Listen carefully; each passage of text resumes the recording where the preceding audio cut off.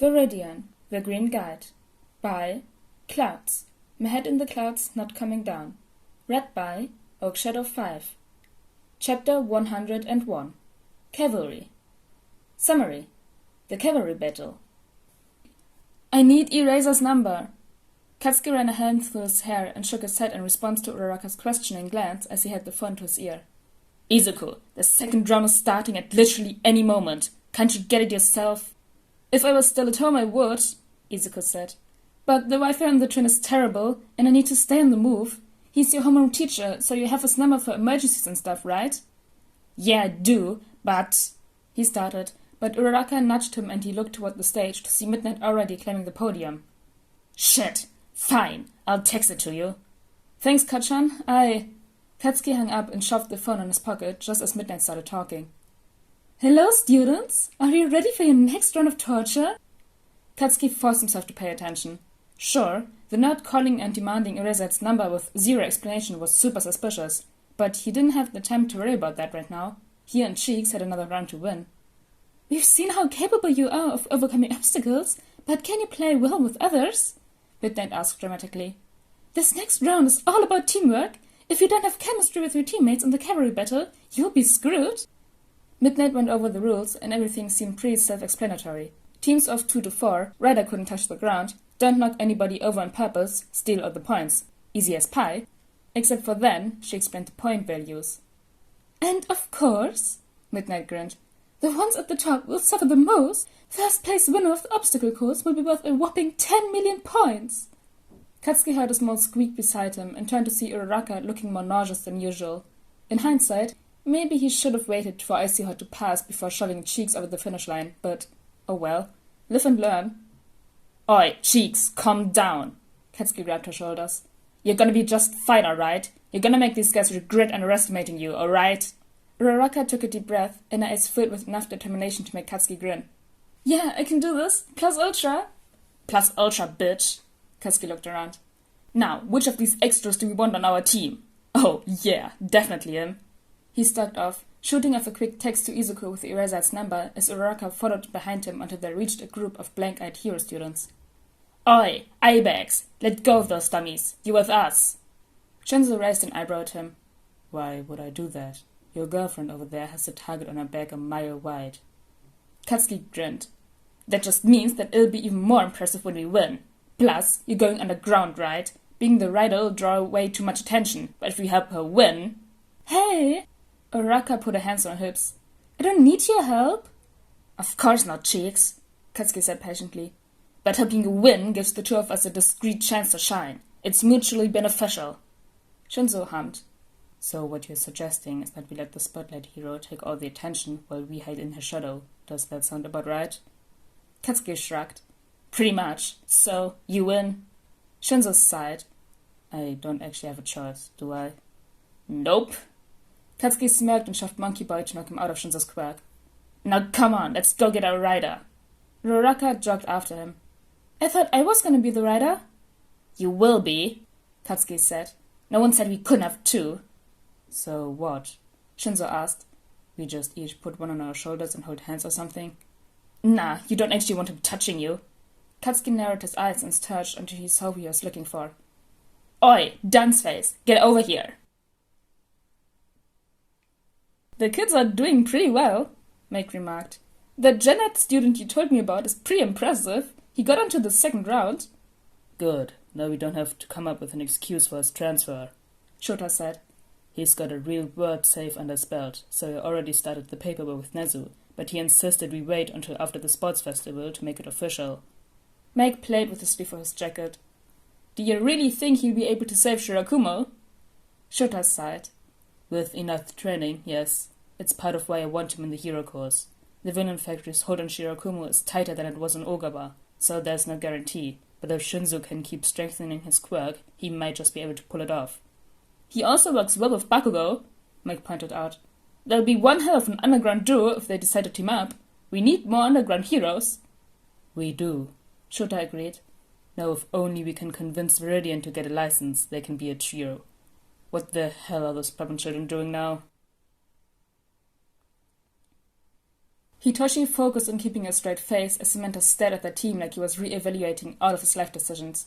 Midnight just looked like she was about to laugh as her eyes moved back and forth between where he and Bakugo were standing stone-faced on the ground with Uraraka on their shoulders, and Kaminari, who was floating 15 feet above them in the air. They had managed to find an extension cord on one of the closets backstage and tied one end around Kaminari's waist, while the other was isolated and currently tied around Uraraka's wrist. It almost looked like she was a little kid getting a piggyback ride and trying not to lose a very special balloon after a long day at an amusement park. Well, that's definitely some creative thinking on the part of Team Uraraka. Or would that be Team Kaminari? Crescent-like asked. Well, either way, let's ask the biggest question on everyone's mind right now. Is that even allowed? Why the fuck wouldn't it be? Bakugo argued calmly. Octopus over there has 2 riders. If he can have both the Grab and the Frog, we get Pikachu and Gravity Girl. Midnight lost her battle with laughter and giggled. As long as he never touches the ground, normal rules for riders apply. It's okay. Bakugo scoffed. Told you it'd be fine. Uraraka gave a breathy sigh of relief. I seriously thought we were gonna get disqualified or something. Kaminari, you still good up there? Kaminari grinned and gave them a thumbs up. Hitoshi let the corner of his mouth twitch up into a tiny smile.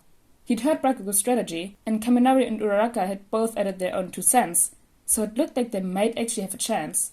But even if they didn't manage to hold on to the 10 million points, they could always steal more. So, if Kaminari has the headband, who has the ability to get it from him? Hitoshi asked. Are there any hero students that have flight quirks? No one can fly, but we tend to get creative. Bakugo grinned. Besides me, Cheeks, and Pikachu up there, our biggest threat is going to be Tornado over there. He means Inasa, Uraraka translated. He has a wind manipulation quirk, so he can easily blow himself up there or blow Kaminari down. So we go straight for his team first and get him under my control. Hitoshi stared toward Inasa's team in determination. Assuming, of course, that he doesn't ruin all our plans before then. Is everybody ready? Midnight did a final sweep of her whip and cracked it sharply. Go! The winds around them picked up as every single other team made a beeline for them. Instead of running away, however, their team pushed forward and Hitoshi yelled to be heard above the wind.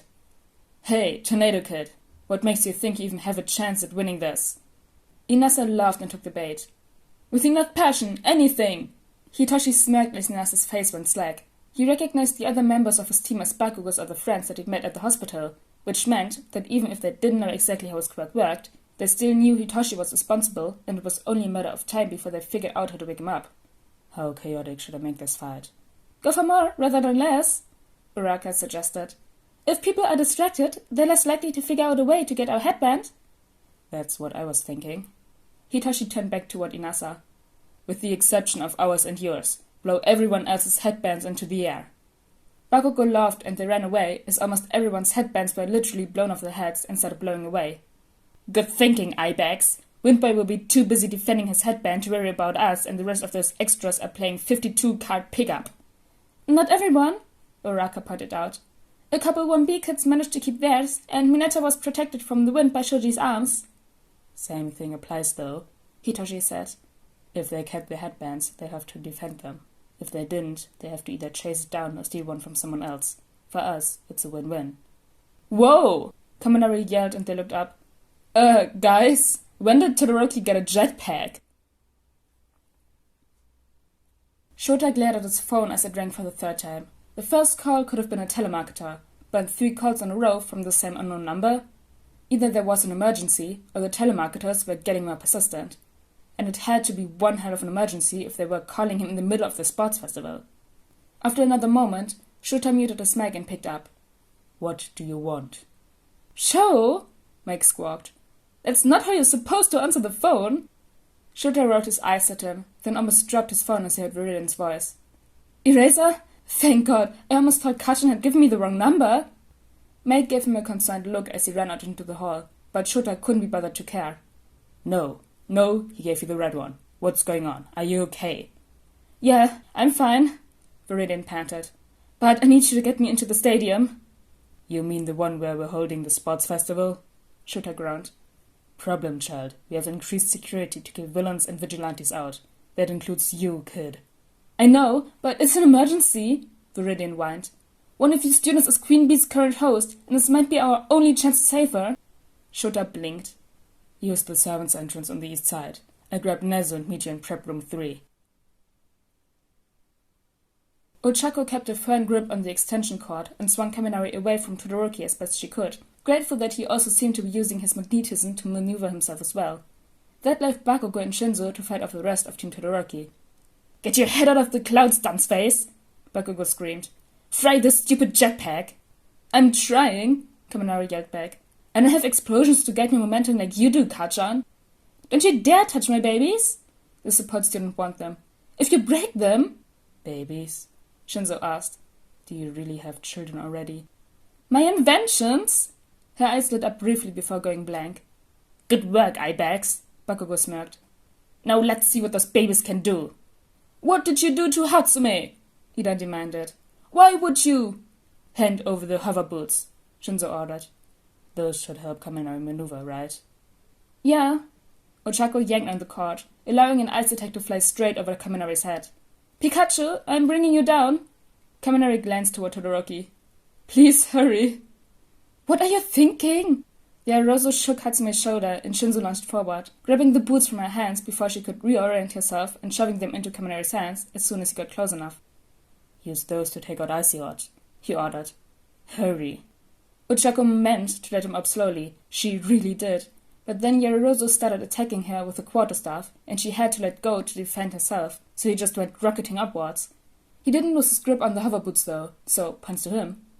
Ochako tried floating Yaoyorozu, but she kept making thin pieces of armor that she could simply detach whenever Ochako made contact, so she could never float her actual body. She heard Kaminari yell in triumph, and Ochako looked up, getting an idea right as Todoroki started falling. His team took a second to realize that they probably needed to catch him, and in that moment, Ochako yanked off the plastic, insulating her end of the extension cord, and plugged it in, for lack of a better term, Ida's arm. Kaminari was producing enough ambient electricity to stun them, but because he wasn't plugged into it, not enough was going down the cord to seriously harm them. Bakugo and Shinzo scrambled backwards, and Todoroki made an ice slide to land at least somewhat safely, using an ice bridge so that he didn't touch the ground as his team slowly recovered. Bakugo whistled. "Wow, Cheeks, that was brutal. I mean, it worked, but I didn't expect you to go that hard." Ochako blushed and put the plastic piece back on the cord. "We needed to get them off our backs, right?" Shinzo shook his head. "Remind me never to mess with you." Ochako grinned. "Never mess with me." "Noted." Shinzo responded dryly. "Who else?" "Shiozaki and Tsu are both going for the 10 million now that Icy-Hot's out of the way," Bakugo reported. "But with those boots, Danceface has that covered. Everyone else is still scrambling for the other headbands. What are you thinking?" "I think there's less than a minute left," Shinzo said. Ochako smiled and touched both of their shoulders.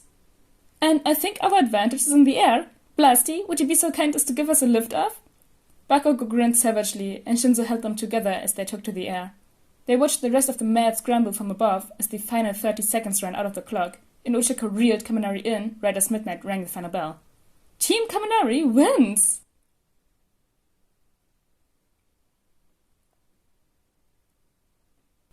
The two perspectives in this chapter are really good. Like us seeing the Cavalry battle, and then Aizawa and Viridian talking to each other, and Aizawa being like, "Ah, shit, problem child, okay, I'm just gonna let you in."